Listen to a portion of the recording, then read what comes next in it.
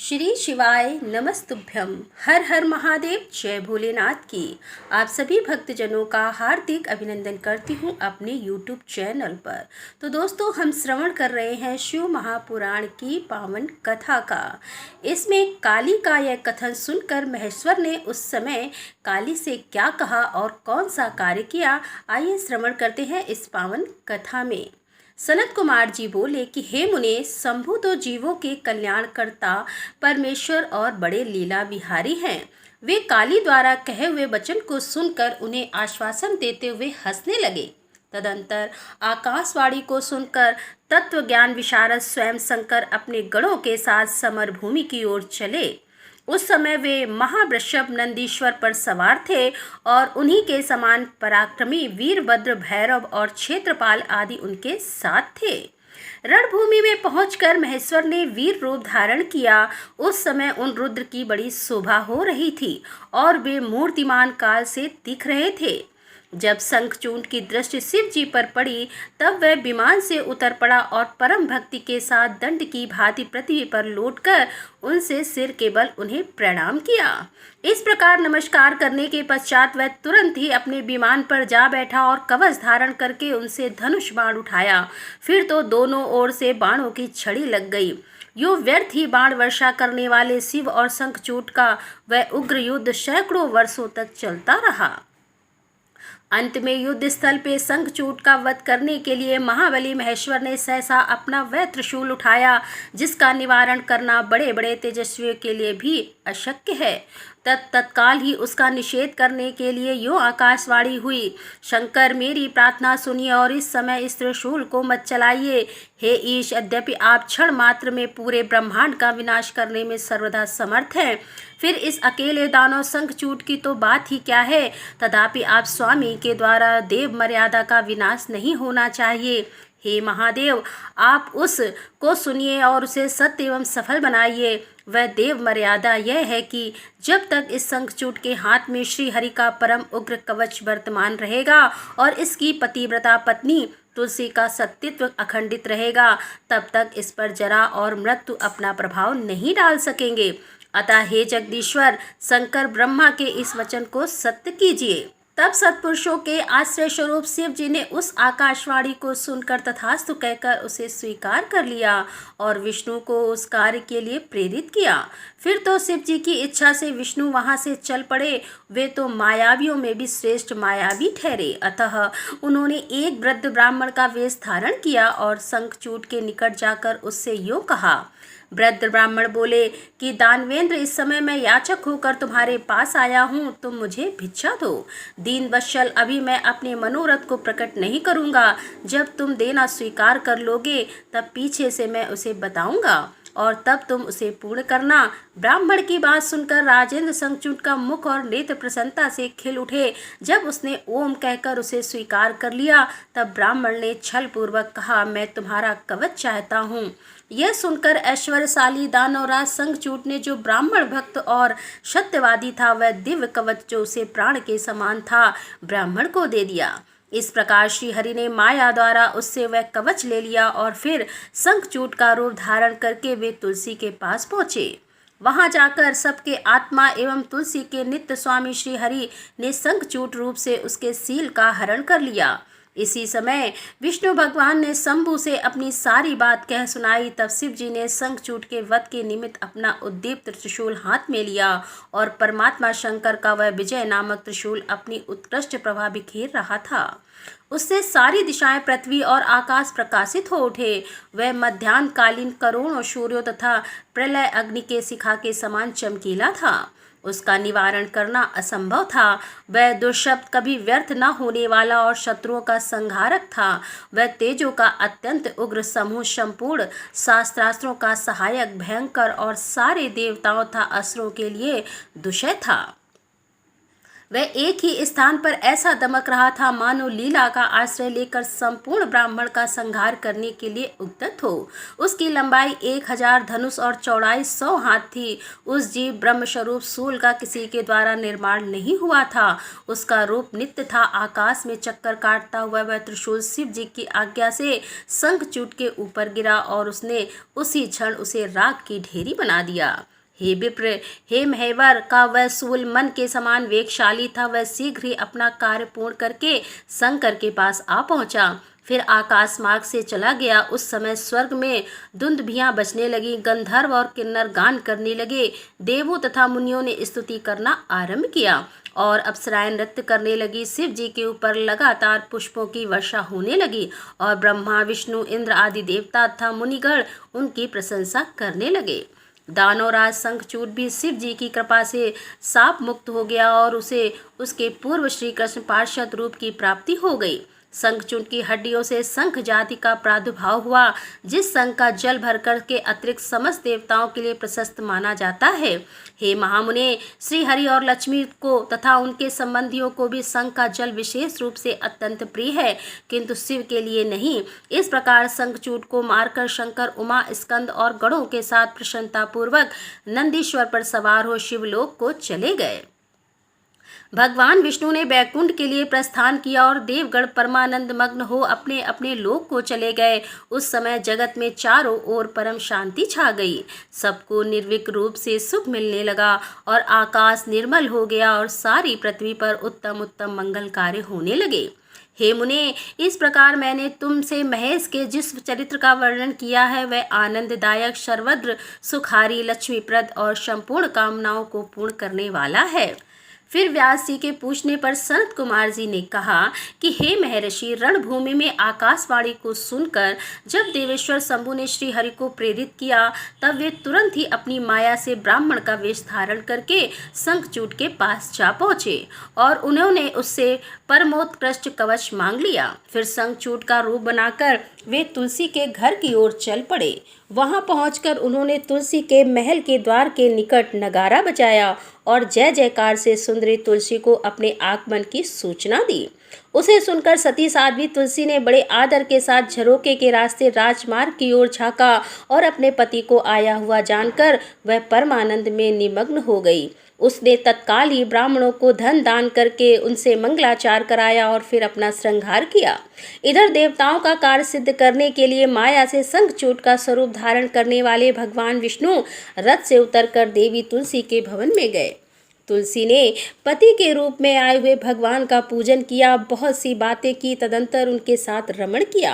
तब उस आदमी ने सुख, सामर्थ्य और आकर्षण से व्यक्तिक्रम देखकर सब पर विचार किया और वह तू कौन है, यो डांटती हुई बोली। तुलसी ने कहा कि हे दुष्ट, मुझे शीघ्र बतला कि माया द्वारा मेरा उपभोग करने वाला तू कौन है। तूने मेरा सत्तित्व नष्ट कर दिया है, अतः मैं अभी तुम्हें शाप देती हूँ। सनत कुमार जी कहते हैं कि ब्राह्मण तुलसी का वचन सुनकर श्री हरि ने लीला पूर्वक अपनी परम मनोहर मूर्ति धारण कर ली।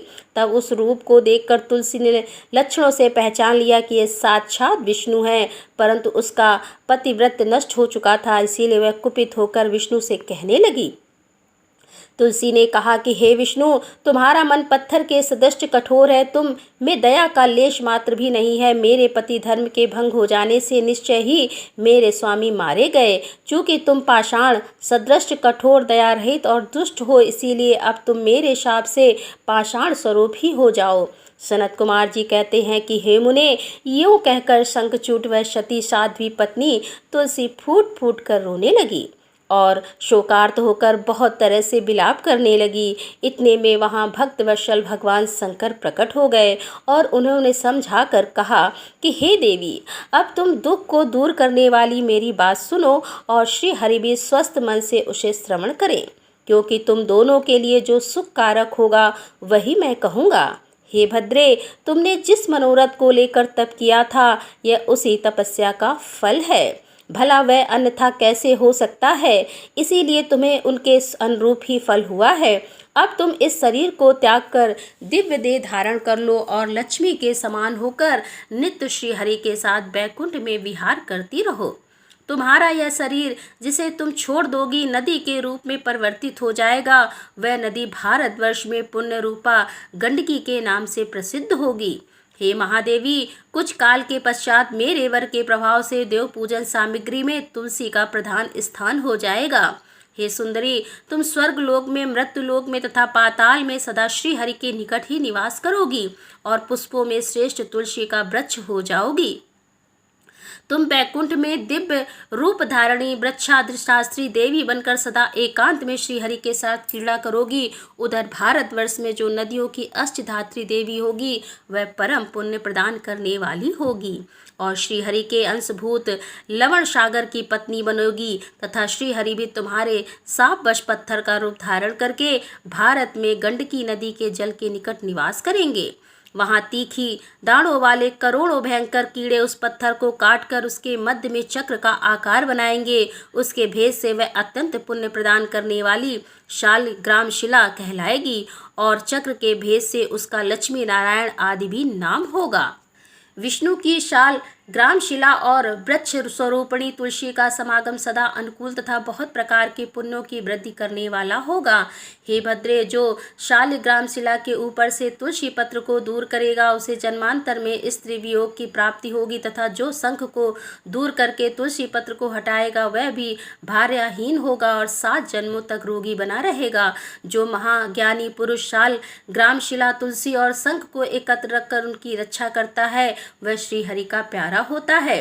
सनत कुमार जी कहते हैं कि व्यास जी इस प्रकार कहकर शंकर जी ने उसे समय साल ग्राम शिला और तुलसी के परम पुण्यदायक महात्म्य का वर्णन किया। तत्पश्चात वे श्री हरि को तथा तुलसी को आनंदित करके अंतर्ध्यान हो गए। इस प्रकार सदा सत्पुरुषों का कल्याण करने वाले शंभु अपने स्थान को चले गए। इधर शंभु का कथन सुनकर तुलसी को बड़ी प्रसन्नता हुई। उसने अपने उस शरीर का परित्याग करके दिव्य रूप धारण कर लिया। तब कमलापति विष्णु उसे साथ लेकर बैकुंठ को चले गए। उसके छोड़े हुए शरीर से गंडकी नदी प्रकट हो गई और भगवान अच्युत भी उसके तट पर मनुष्यों को पुण्य प्रदान करने वाली शिला के रूप में परिणित हो गए। हे मुने, उसमें कीड़े अनेक प्रकार के छिद्र बनाते रहते हैं। उनमें जो शिलाएं गंडकी के जल में गिरती हैं वे परम पुण्यप्रद होती हैं और जो स्थल पर ही रह जाती हैं उन्हें पिंगला कहा जाता है और वे प्राणियों के लिए संताप कारक होती है। व्यास जी, इस प्रकार तुम्हारे प्रश्न के अनुसार मैंने शंभु का सारा चरित्र जो पुण्य प्रदान तथा मनुष्यों की सारी मनोकामनाओं को पूर्ण करने वाला है तुम्हें सुना दिया। यह पुण्य आख्यान जो विष्णु के महात्म्य से संयुक्त तथा भोग और मोक्ष का प्रदाता है तुमसे वर्णन कर दिया।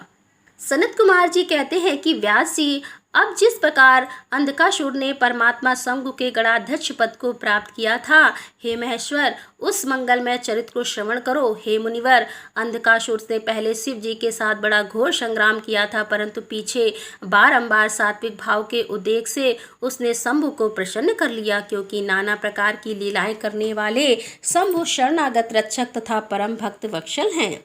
उनका महात्म्य परम अद्भुत है। व्यास जी ने पूछा कि ऐश्वर्यशाली मुनिवर, वह अंधक कौन था और भूतल पर किस वीरमान के कुल से उत्पन्न हुआ था? दैत्यों में प्रधान तथा महामनस्वी उस बलवान अंधक का स्वरूप कैसा था और वह किसका पुत्र था? उसने परम तेजस्वी शंभु की गणाध्यक्षता को कैसे प्राप्त किया? यदि अंधक गणेश्वर हो गया तब तो वह परम धन्यवाद का पात्र है। सनत कुमार जी ने कहा कि हे मुने, पूर्व काल की बात है, एक समय भक्तों पर कृपा करने वाले तथा देवताओं के चक्रवर्ती सम्राट भगवान शंकर को विहार करने की इच्छा हुई। तब वे पार्वती और गणों के साथ ले अपने निवासभूत कैलाश पर्वत से चलकर काशीपुरी में आए। वहां उन्होंने उस पुरी को अपनी राजधानी बनाया और भैरव नामक वीर को उसका रक्षक नियुक्त किया। फिर पार्वती जी के साथ रहते हुए वे भक्तजनों को सुख देने वाली अनेक प्रकार की लीलाएं करने लगे। एक समय वे उसके वरदान के प्रभाववश अनेकों विराग्र गणेश्वरों और शिवा के साथ मंदराचल पर गए और वहां भी तरह तरह की क्रीड़ाएं करने लगे। एक दिन जब प्रचंड पराक्रमी करपत मंदराचल की पूर्व दिशा में बैठे थे, उसी समय गिरजा ने नर्म कीड़ावश उनके नेत्र बंद कर दिए। इस प्रकार जब पार्वती ने मूंगे, स्वर्ण और कमल के प्रभाव वाले अपने कर्म कमलों से हर के नेत्र बंद कर दिए, तब उनके नेत्रों के मूंद जाने के कारण वहां क्षण भर में ही घोर अंधकार फैल गया।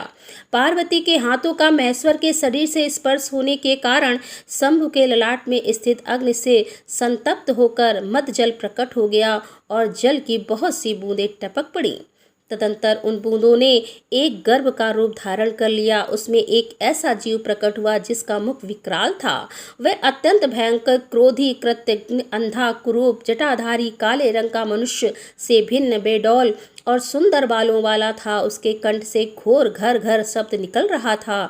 वह कभी गाता, कभी हंसता और कभी रोने लगता था तथा जबड़ों को चाटते हुए नाच रहा था। उस अद्भुत दृश्य वाले जीव के प्रकट होने पर शिव जी मुस्कुराकर पार्वती जी से बोले कि श्री महेश्वर ने कहा कि हे प्रिय, मेरे नेत्रों को मूंद कर तुमने ही तो यह कर्म किया है, फिर तुम उससे भय क्यों कर रही हो। शंकर जी के उस वचन को सुनकर गौरी हंस पड़ी और उनके नेत्रों पर से उन्होंने अपने हाथ हटा लिए। फिर तो वहां प्रकाश छा गया, परंतु उस पाणी का रूप भयंकर ही बना रहा और अंधकार से उत्पन्न होने के कारण उसके नेत्र भी अंधे थे। तब वैसे प्राणी को प्रकट हुआ देखकर गौरी ने महेश्वर से पूछा। गौरी ने कहा कि भगवान, मुझे सच सच बताइए कि हम लोगों के सामने प्रकट हुआ यह बेडौल प्राणी कौन है। यह तो अत्यंत भयंकर है। किस निर्मित को लेकर किसने इसकी दृष्टि की है और इस किसका पुत्र है।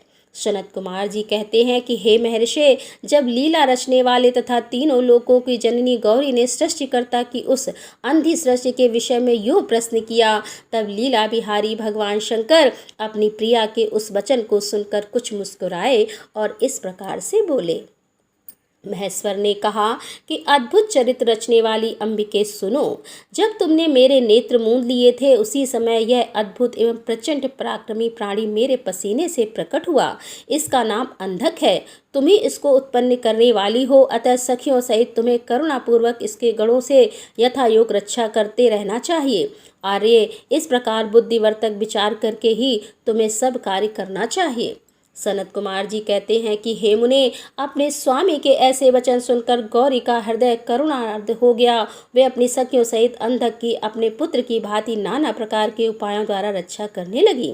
तदंतर शिशिर ऋतु आने पर दैत्य हिरण्याक्ष पुत्र की कामना से उसी वन में आया, क्योंकि उसकी पत्नी ने उसके ज्येष्ठ बंधु की संतान परंपरा को देखकर उसे संतानार्थ तपस्या के लिए प्रेरित किया था। वहां पर वह कश्यप नंदन हिरण्याक्ष बनकर आश्रम ले पुत्र प्राप्ति के लिए घोर तप करने लगा। उसके मन में महेश्वर के दर्शन की इच्छा थी, अतः वह क्रोध आदि दोषों को अपने काबू में करके ढूंढ की भांति निश्चल होकर समाधिस्थ हो गया। द्विजेंद्र तथा जिसकी ध्वजा में वृक्ष का चिन्ह वर्तमान है तथा जो पिनाक धारण करने वाले हैं, वे महेश उसकी तपस्या से पूर्णतः प्रसन्न होकर उसे वर प्रदान करने के लिए चले और उस स्थान पर पहुंचकर दैत्य प्रहर हिरण्याक्ष से बोले। महेश ने कहा कि दैत्यनाश, अब तू अपनी इंद्रियों का विनाश मत कर। किस लिए तूने इस व्रत का आश्रय लिया है? तू अपना मनोरथ तो प्रकट कर। मैं वरदाता शंकर हूँ, अतः तेरी जो अभिलाषा होगी वह सब कुछ मैं तुझे प्रदान करूँगा। तब सनत कुमार जी कहते हैं कि हे महर्षि, महेश्वर के उस सरस वचन को सुनकर दैत्यराज हिरण्याक्ष परम प्रसन्न हुआ और उसने गिरीश के चरणों में नमस्कार करके अनेक प्रकार से उनकी स्तुति की। फिर वह अंजलि बांधे सिर झुकाकर कहने लगा। उसने कहा कि चंद्रभाल, मेरे उत्तम पराक्रम संपन्न तथा दैत्य कुल के अनुरूप कोई पुत्र नहीं है, इसीलिए मैंने इस व्रत का अनुष्ठान किया है। हे देवेश, मुझे परम बलशाली पुत्र दीजिए।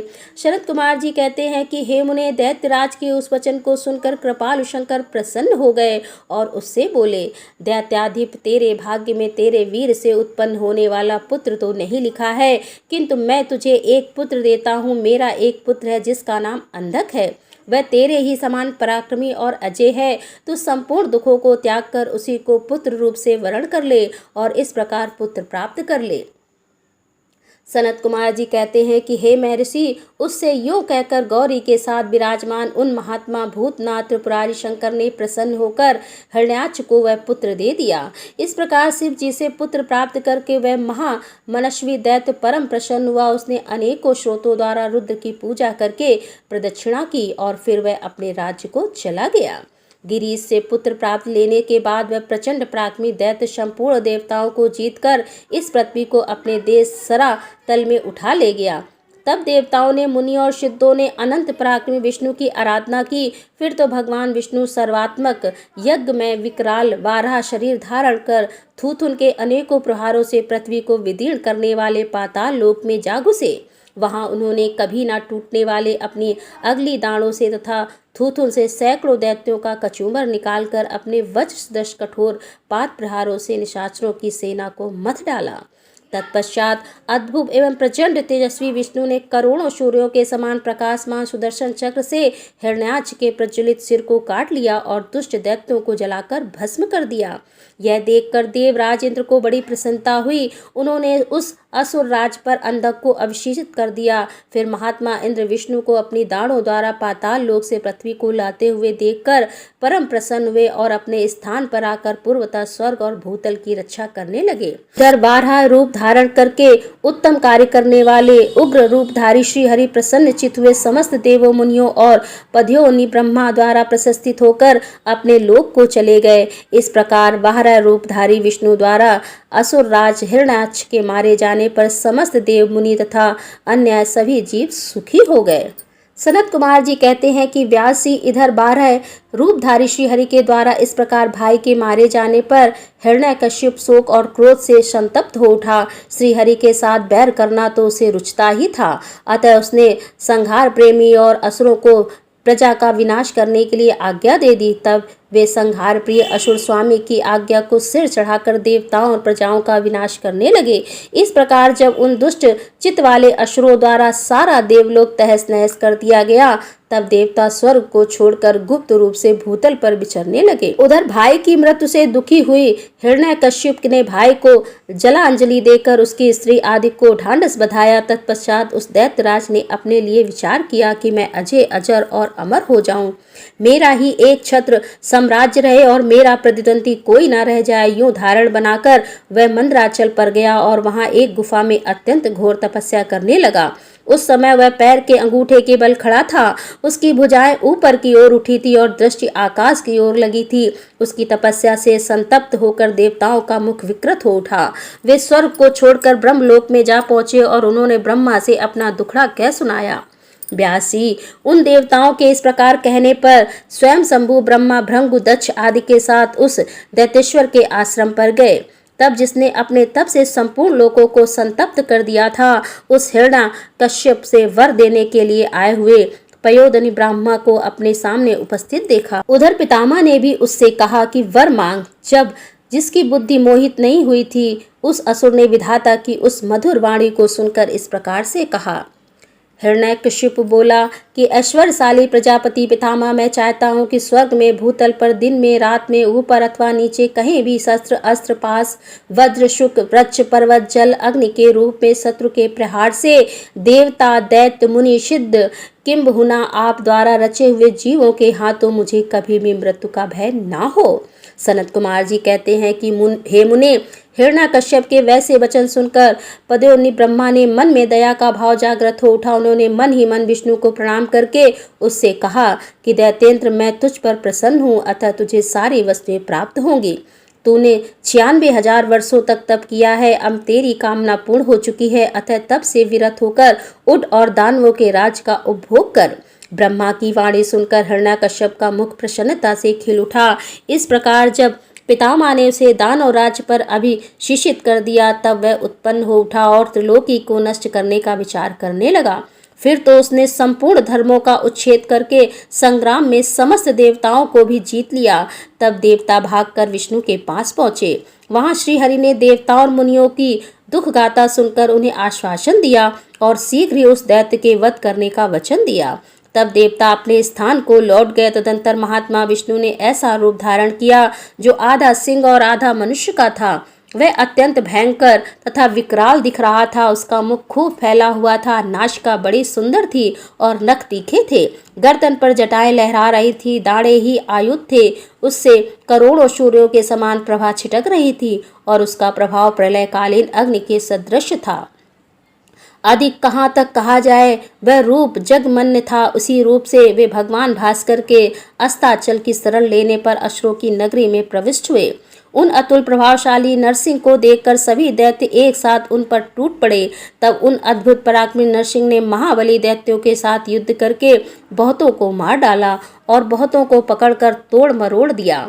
फिर वे उस नगर में घूमने लगे तथा उन सर्वमान्य सिंह को देखकर दैत्यराज के पुत्र प्रहलाद ने राजा से कहा, यह मृगेंद्र तो जग मन्य दिख रहा है, यह यहाँ किसके लिए आया है? प्रहलाद ने पुनः कहा कि पिताजी, मुझे तो ऐसा प्रतीत हो रहा है कि ये भगवान अनंत हैं और नरसिंह का रूप धारण करके आपके नगर में प्रविष्ट हुए हैं, क्योंकि मुझे इनकी मूर्ति बड़ी विकराल दिख रही है। अतः आप युद्ध से हटकर इनकी शरण में जाइए। इनसे बढ़कर त्रिलोकी में दूसरा कोई योद्धा नहीं है। इसीलिए आप इन मृगेंद्र के सामने झुककर अपने राज्य का उपभोग कीजिए। अपने पुत्र की बात सुनकर उस दुरात्मा ने उससे कहा कि बेटा, क्या तू भयभीत हो गया अपने पुत्र से? यूं कहकर दैत्यों के अधिपति राजा हिरण्यकश्यप ने महाबली दैत्यों को आज्ञा देते हुए कहा कि हे वीरों, तुम लोग इस बेडौल, भुकटी और नेत्र वाले सिंह को पकड़ लो। तब स्वामी की आज्ञा से उस मृगेंद्र को पकड़ने की इच्छा से वे सभी बड़े बड़े दैत्य रणभूमि में घुसे।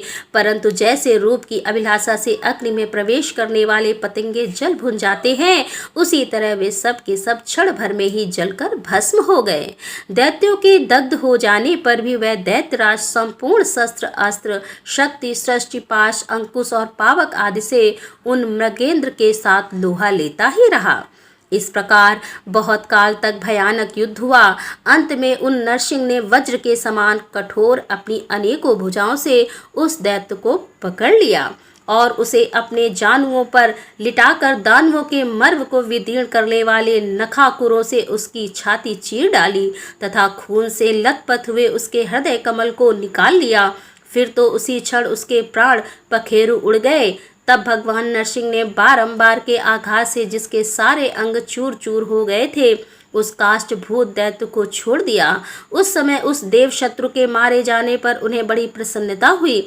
उसी अवसर पर प्रहलाद ने आकर उनके चरणों में सिर झुकाया। तब अद्भुत पराक्रमी विष्णु ने प्रहलाद को बुलाकर उन्हें दैत्यों के राज्य पर अभिषेचित कर दिया और स्वयं अत कीर्ति गति को प्राप्त हो गए, अर्थात अंतर ध्यान हो गए। तदंतर पितामह आदि समस्त सुरेश्वर परम प्रसन्न हो अपना कार्य सिद्ध करने वाले पूजनीय भगवान विष्णु को उसी दिशा में प्रणाम करके अपने अपने धाम को चले गए। विप्रवर, प्रसंगवश मैंने रुद्र से अंधक की उत्पत्ति, वराह से हिरण्यकश्यप की मृत्यु, नरसिंह के हाथों उसके भाई का विनाश और प्रहलाद की राज्य प्राप्ति का वर्णन कर दिया। हे दुष्श्रेष्ठ, अब मैं शिव की कृपा से प्राप्त हुए अंधक के प्रभाव का, शंकर जी के साथ उसके युद्ध का और उसके पीछे जिस प्रकार उसे महेश के गणाध्यक्ष की प्राप्ति हुई, उस कथा का वर्णन करता हूँ। तो दोस्तों, इसके आगे की कथा लेकर हम आपके सामने फिर उपस्थित होंगे। तब तक के लिए हर हर महादेव, जय भोलेनाथ की।